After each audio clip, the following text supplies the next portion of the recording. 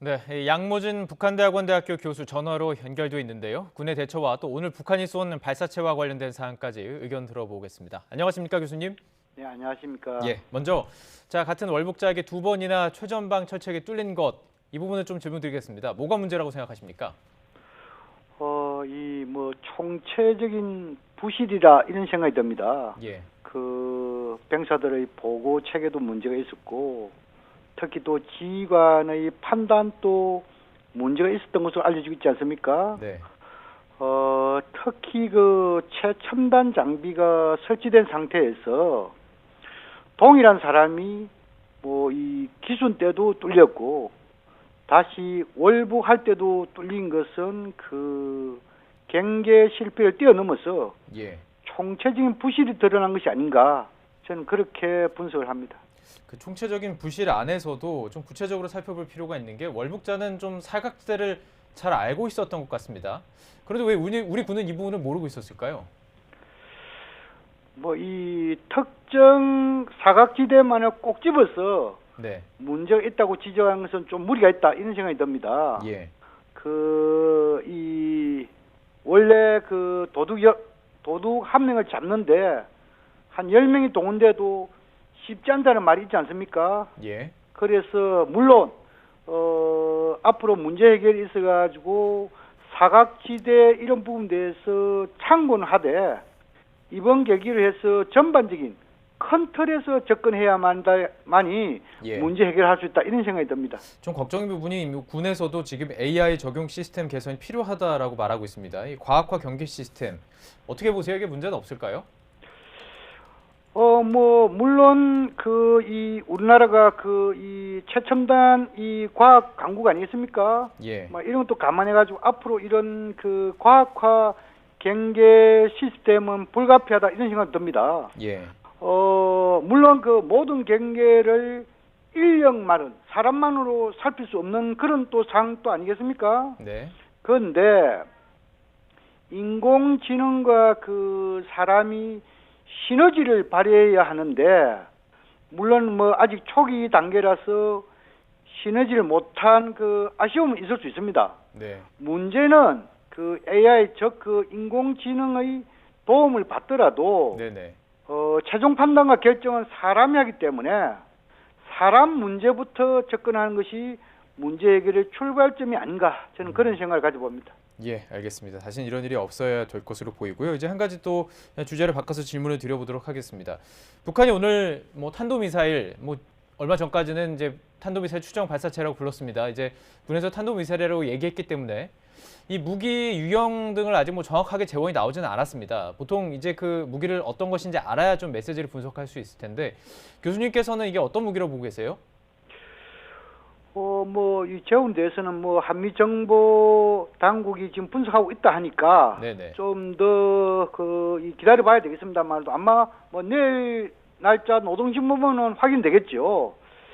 지금의 여러 가지 보도를 종합적으로 보면은 한 두 가지 정도 예측할 수 있습니다. 네. 만약에 한 발을 발사했다면은 그 지난 9월 달에 그 극초음속 활공체 미사일 발사했지요.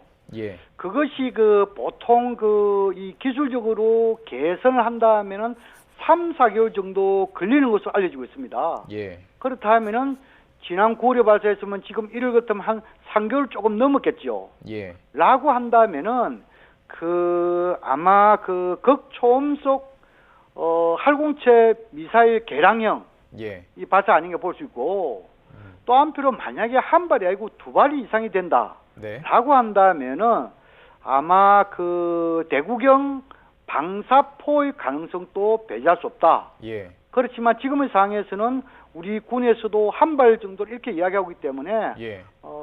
아마 이 활공체 미사일, 네네. 극초음속 활공체 미사일 가능성이 좀 높다 이렇게 분석합니다. 그러면 그 극초음속 미사일이라면 사실 그 무기를 가지고 북한에서도 어느 정도 그 메시지를 던집니다. 어떤 의도로 해석하세요? 의도는 여러 가지 다목적이 있을 수 있겠습니다만도 네. 좀 더 좁혀서 말씀드리면은 한 두 가지 의도로 분석할 수 있습니다. 하나는 방금 말씀드린 대로 그 개량 미사일의 성능 테스트의 의도가 있을 수 있고 예. 또 하나는 그 이 뭐 이중잣대 철회와 대북 적대 정책 철폐를 촉구하는 일종의 대남 대미 압박의 메시지도 담고 있는 것이 아닌가 이렇게 양쪽을 다. 보고 있습니다. 예. 자, 그 의미가 또 궁금한 부분은 문 대통령이 접경 지역을 찾기로 한 날 쏜 거잖아요. 오늘이요. 어떻게 보십니까? 이게 의도도 했다고 보십니까? 뭐 이 우리 문재인 대통령께서 그 이 강릉 제진간 그 철도 연결 착공지 참석이 예정되어 있었죠. 네. 근데 이 보통 그 미사일을 시험 발사하기 위해서는 기후라든 이런 그 조건이 상당히 까다롭습니다. 예. 그렇다면은 이 기후 조건이라든지 환경 요건 이런 다 감안해서 봤을 때 대통령의 그 이 접경 지역 방문하고 북한 미사일 발사 이것은 뭐 시간 기간상으로 우연의 일치다. 저는 의도된 것은 아니다. 저는 그렇게 예. 생각합니다. 예. 자, 그리고 이제 뭐 사거리라든지 어디를 쐈느냐도 의미가 있을 텐데요. 동해로 발사가 됐습니다. 이건 어떻게 분석하십니까? 지금 이제 북한 그 발사에 대해서 우리 정보 당국이 그 흘러난 보도에 보면은 네. 그 자강도에서 이 동해 쪽을 발사했다고 이렇게 알려져 있지 않습니까? 예. 북한의 자강도에서는 그 미사일 기지가 많은 곳입니다.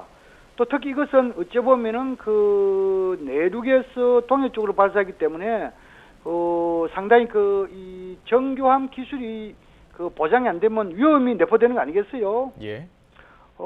그런 것을 다 감안했을 때 저는 나름대로 북한이 만약에 그 극초음속 활공체 미사일을 발사했다 그러면은 개량형에 대해서 어느 정도 자신감 있어 이렇게 볼 수 있겠죠. 예.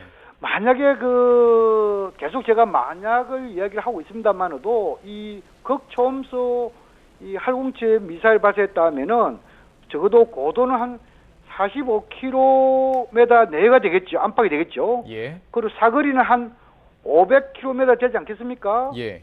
이런 것을 다 봤을 때 북한은 지난 3개월 동안에 나름대로 기술적으로 상당 부분 그 이 보완을 해가지고 새롭게 발사한 것이 아니겠냐 이렇게 분석해 볼 수 있습니다. 예. 뭐 짧게 마지막으로 질문 드리겠습니다. 북한이 또 뭐 미사일을 쏜다거나 도발할 가능성 어떻게 보십니까? 글쎄요, 뭐 이 북한이 지난해에도 보니까 한두 발 쏘지 않고 여러 발을 쏜 그런 그 사례겠지 않습니까? 네. 그 올해도 정초부터 이렇게 북한이 이렇게 미사일 발사했는데 이것이 미사일 그 개량형 테스트의 의도도 있고 네. 또 이 이중잣대라든지 적대적 철폐를 촉구하는 그런 의도도 있을 수 있기 때문에 예, 예. 앞으로 적어도 3월에 그 한미 군사훈련이 만약 실시된다면 3월 예정돼 있는 거 아니겠습니까? 예. 라고 한다면은 적어도 한미 군사훈련이 실시되는 3월까지 네. 앞으로 한 두서너 차례 정도 예. 미사일을 좀 발사하지 않을까 조심스럽게 전망하고 예. 그러나 예. 북한은 그 미사일 발사하더라도 이 소위 말해 레드라인은 넘지 않는 그런 선에서 발사하지 않을까 이렇게 분석을 해봅니다.